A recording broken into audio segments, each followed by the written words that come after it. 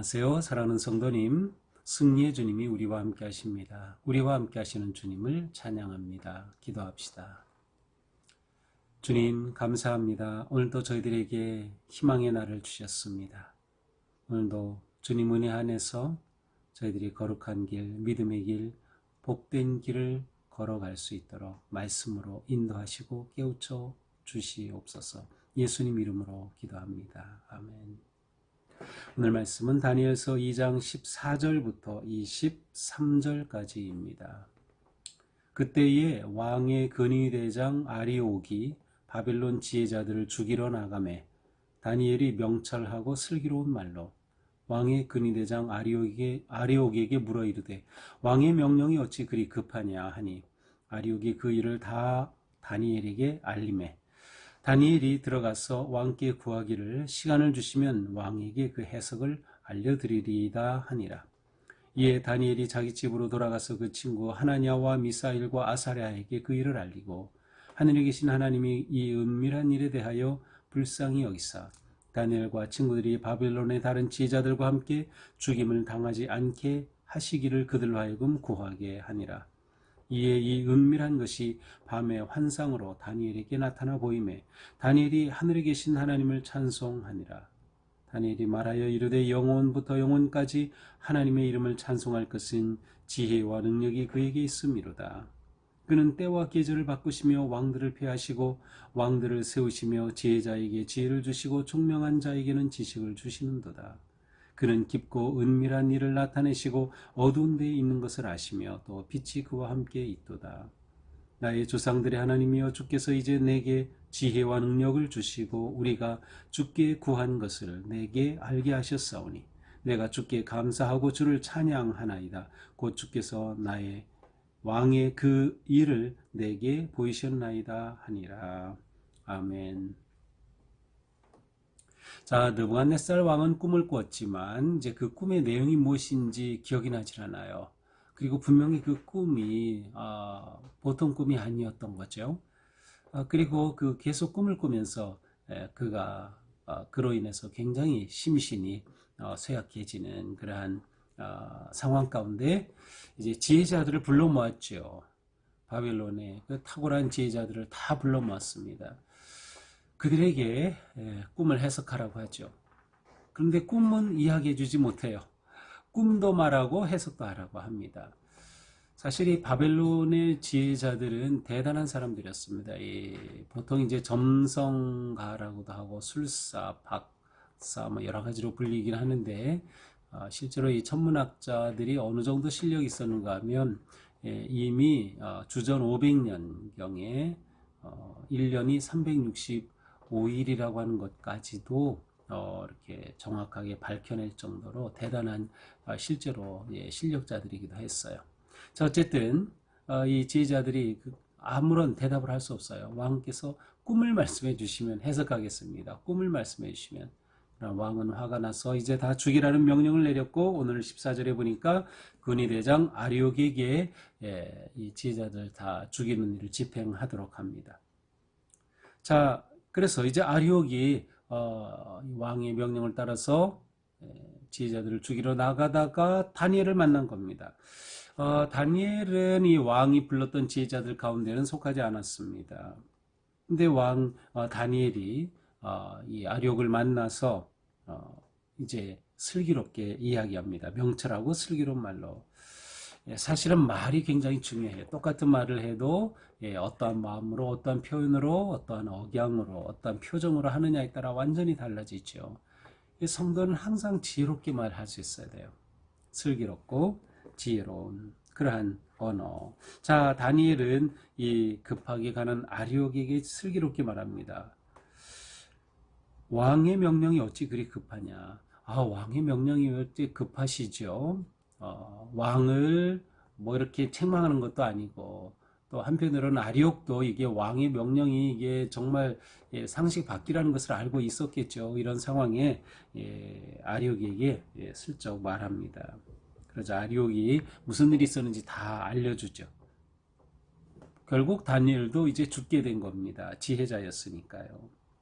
그러자 다니엘이 아리옥에게 말하죠. 왕에게 가서 시간을 좀 달라고 하십시오. 그러면 제가 해석해 드리겠습니다. 라고 말한 겁니다. 자, 다른 지혜자와는 달라요. 다른 지혜자들은 꿈을 말씀해 주면 우리가 해석했습니다. 그런데 다니엘은 왕에게 가서 꿈을 이야기하고 그 내용을 해석까지 해주겠다는 겁니다. 도대체 이러한 용기가 어디서 나온 것일까요? 다니엘은 이렇게 말하고 곧장 어디로 갑니까? 17절 친구들을 찾아갑니다. 하나냐, 미사엘, 아사랴에게 이 상황을 알려주죠. 그리고 요청하죠. 무엇을 요청합니까? 18절 하늘에 계신 하나님이 이 은밀한 일에 대하여 불쌍히 여기사 다니엘과 친구들이 다른 지혜자들과 함께 죽음을 당하지 않도록 구하게 아니라 중보 기도를 요청했어요. 이 다니엘에서 굉장히 중요한 그 성품 하나가 기도입니다. 기도예요. 기도.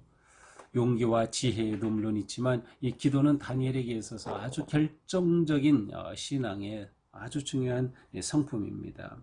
이 친구들에게 기도를 요청한 중보기도. 이게 정말 중요합니다. 다니엘은 이걸 알았어요. 친구들에게 우리가 이러한 상황 가운데 있는데 하나님께서 우리를 구해 주시기를 기도를 부탁한 것이죠. 다니엘은 모든 것의 결정이 하나님께 있음을 믿고 있었습니다. 그 친구들도 마찬가지죠. 하나님께서의 모든 것을 주장하심을 믿고 있었던 거예요. 그러니까 바벨론의 운명은 그들이 섬기던 신인 마르둑이 아니라 여호와 하나님께 있다. 것을 다니엘은 믿었고 그리고 실제로 그 사실이 이제 느부갓네살에게도 나타나게 되죠. 자, 이렇게 하나님에 대한 신뢰로 기도를 요청하게 되죠. 자, 하나님께서 은밀한 일에 대해 보여주시기를. 은밀한 일, 여기에는 신적인 계시가 담긴 거예요. 그래서 이 느부갓네살이 꿈꾼 것이 누구에게서 온 것인가를 이제 드러내는 거죠. 자, 19절 이에 이 은밀한 것이 밤에 환상으로 다니엘에게 나타나 보이매. 자, 이들이 밤새껏 기도했다는 것을 알 수 있어요. 낮에 아리옥을 만났고 왕께 시간을 달라고 요청을 했고 그리고 친구들에게 중보기도 요청하고 밤에 기도하는 가운데 하나님께서 환상으로 다니엘에게 나타나 보이셨어요. 느부갓네살이 꾼 꿈을 똑같이 다니엘이 보게 된 것입니다. 하나님의 응답이 일어났죠. 자, 그러자 다니엘이 하늘에 계신 하나님을 찬송하느라. 하늘에 계신 하나님을 찬송하니라. 자, 하늘에 계신 하나님이라는 것은 특별히 이스라엘 백성들 가운데서는 언제 나타나는가 하면 바벨론 포로 기간 중에 하나님을 표현할 때 하늘에 계신 하나님이라는 그런 표현이 많이 나타납니다. 왜 그런가 하면 하나님은 어디 계셔요? 원래? 그렇습니다. 그들에게는 성전이 계시다고 믿었어요. 성전. 그런데 이제 성전 다 파괴되고 바벨론의 포로로 잡혀갔는데 성전이 파괴되면 하나님이 안 계신가요? 하나님은 어디에도 계신 우주적 하나님, 그래서 하늘에 계신 하나님이라고 하는 그러한 용어가 이 바벨론 포로기와는 굉장히 중요한 의미로 사용이 되죠. 자, 하늘에 계신 하나님을 찬송하니라. 어떻게 찬송합니까? 20절부터 23절이 바로 다니엘의 감사와 찬양 시입니다. 영원부터 영원까지 하나님의 이름을 찬송할 것은 지혜와 능력이 그에게 있음이로다. 그는 때와 계절을 바꾸시며 왕들을 폐하시고 왕들을 세우시며 지혜자에게 지혜를 주시고 총명한 자에게 지식을 주시는도다. 그는 깊고 은밀한 일을 나타내시고 어두운 데에 있는 것을 아시며 또 빛이 그와 함께 있도다. 나의 조상들의 하나님이여 주께서 이제 내게 지혜와 능력을 주시고 우리가 주께 구한 것을 내게 알게 하셨사오니 내가 주께 감사하고 주를 찬양하나이다. 자, 이 찬양과 감사 시에는 다니엘의 믿음이 그대로 담겨 있어요. 하나님이 어떤 분이신가에 대한 그의 믿음이죠. 하나님은 역사의 주인이시다. 모든 나라의 주권자이시다. 통치하시는 진정한 왕이시다라는 거죠. 지혜와 능력이 오직 하나님께만 있다. 역사와 시간의 주인이기 때문에 하나님이 왕을 세우기도 하시고 폐하기도 하신다. 그러니까 느부갓네살 왕도 하나님이 세우시면 왕이 되고 폐하면 폐하게 되는 거예요. 바로 다니엘은 이 믿음이 분명하였습니다. 그러기에 그는 하나님께서 응답하실 것을 신뢰하고 시간을 달라고 요청하고 이렇게 친구들과 함께 기도하였던 것이죠. 느부갓네살의 왕의 꿈은 그들의 신이 보낸 게 아니라 하나님이 보내신 것이다. 그 믿음이 있었기에 하나님께 구한 겁니다. 그리고 하나님께서는 환상으로 그 꿈을 다니엘에게 보여주신 겁니다. 다니엘은 이 하나님께 감사와 찬양으로 응답합니다. 다니엘이 이런 모습을 아주 완벽한 성도의 모습을 본으로 보여주는 거죠. 위기 때 기도하라. 특별히 함께 기도하라. 중보 기도를 요청하고 함께 기도하라. 믿음으로 기도하라. 하나님께서 응답하신다. 응답하신 하나님께 감사와 찬양을 돌려라. 그래서 성도의 삶은 언제나 감사와 찬양의 삶이 되는 거예요. 언제든지. 자, 이것이 오늘의 말씀입니다. 자, 하나님의 사람, 성도는 위기 때 어떻게 해야 될까? 이 위기 때 이제 왕이 다 죽이라고 명령했습니다. 다니엘도 친구들도 죽을 판인데 이 위기 때 어떻게 했습니까? 그렇습니다. 하나님을 찾고 구하는 겁니다. 위기 때 하나님을 찾고 구하라. 바로 기도와 예배입니다. 하나님을 찾고 구하라. 왜냐? 하나님께 지혜와 능력이 있음을 믿기 때문입니다. 우리가 어떤 위기, 어떤 막다른 골목이 있다 하더라도 하나님께는 길이 있어요. 하나님께는 방법이 있어요. 하나님의 지혜는 무궁해요. 그래서 우리는 그 하나님을 신뢰하며 먼저 기도합니다. 또한 우리는 기도할 때 기도의 동역자를 구하라. 기도의 동역자를 구하라. 우리 교회에도 기도의 동역자들이 많이 있습니다. 또 이제 중보 기도 팀원들이 아주 100명이 넘게 이미 헌신하면서 기도하고 있어요. 이분들의 기도가 우리 교회를 살리고 우리 모든 목회자들의 그 목회에 힘을 주는 겁니다.